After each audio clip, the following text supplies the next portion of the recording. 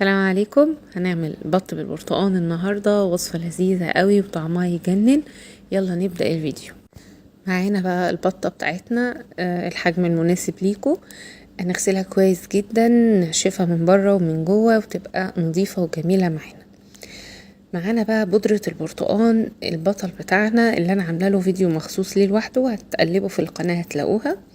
ومعانا بصلة كبيرة مبشورة، ومعانا معلقة كبيرة من الفلفل، ومعانا كاري، وهنحط شوية بهارات كمان. بس الأول هندعك البصلة مع الملح والفلفل والكاري رشة، يعني نص معلقة صغيرة كده، وبودرة البرتقال هنحط حوالي معلقة كبيرة.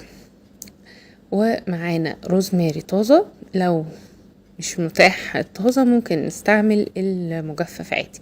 ندعك البصلة حلوة قوي كده الأول، وبعدين هنحط بقى الروزماري زي ما بقول لكم. لو في مجفف مفيش مشكلة. هنقلبه كويس، وهي دي التتبيلة بتاعتنا اللي هنتبل بيها البطة.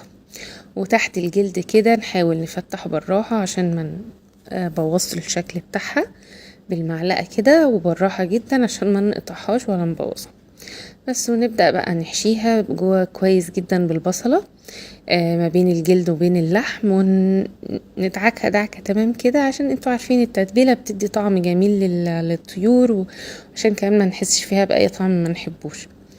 خلاص كده دعكناها كويس جدا وشربناها التتبيلة. نسيبها بقى اقل حاجة 3-4 ساعات في التلاجة، طبعا متغطية وتمام كده.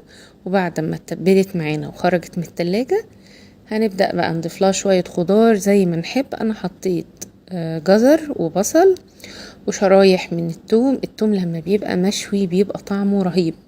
شوية توم كده فصوص جميلة، وعود من الكرفس، ومعانا نص كوباية من عصير البرتقال الفريش، ورشة من الفلفل على قد كده الكمية بتاعتنا. وهنحط تاني روزماري كده شوية برضو، ونحط العود زي ما هوريكم كده في قلب البطاية من جوه، ده ريحة وطعم جميل.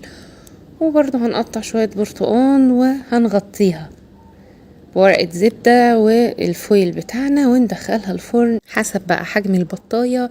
ممكن تاخد 1:30 ساعتين. في الأول في أول نص ساعة بنعلي الفرن على أعلى درجة حرارة، وبعدين بنهدي الفرن لدرجة درجة حرارة متوسطة، ونسيبها لحد ما تستوي براحتها تماما.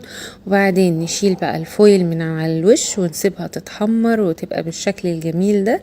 تطلع معانا دايبة وطعمها خطير جدا.